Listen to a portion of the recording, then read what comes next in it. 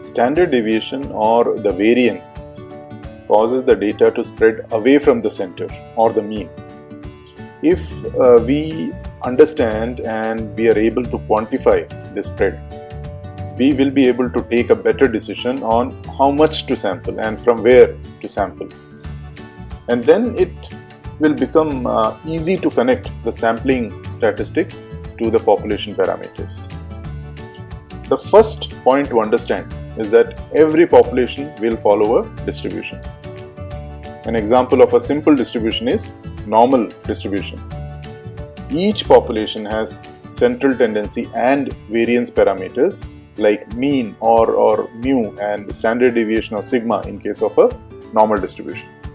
Now let's understand how a sample rolls up to represent the population characteristics. So we have this population data of the weight of the balls. Each ball has a different weight and follows a distribution.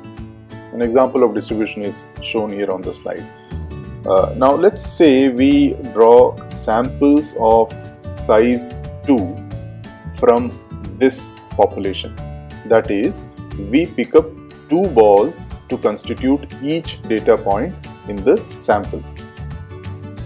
So it's symbolically shown here. So this is an example of sampling with replacement. As one sample, the balls are being put back into the population.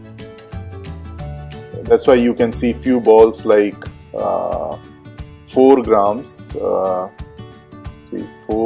and 4, 3 and 3, 2 and 2.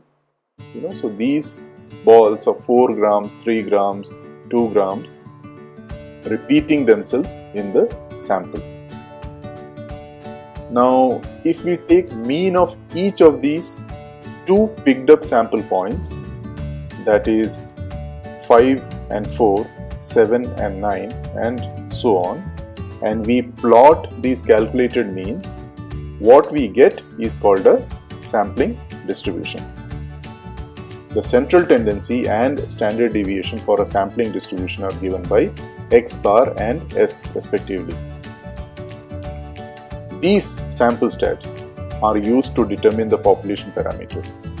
And there is a theorem called central limit theorem, popularly it's known as CLT, which helps us get this inference right. CLT states that as we increase the sample size n, the sampling distribution tends to a normal distribution. In the above example, n is 2, where we included 2 data points in each sample.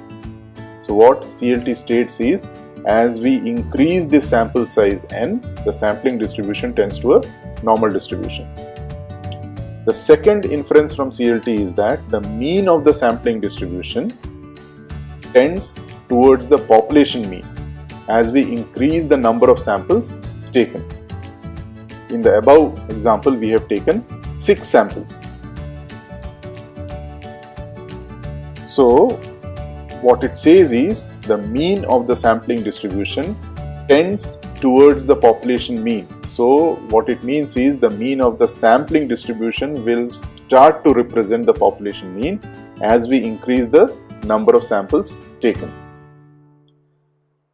Such a sampling distribution statistically is denoted by n of mu and sigma square by n, where mu is the population mean and sigma is the population standard deviation.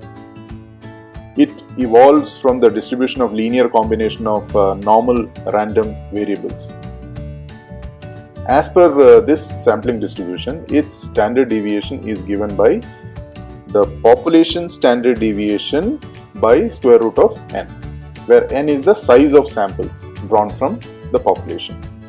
It's also called standard error.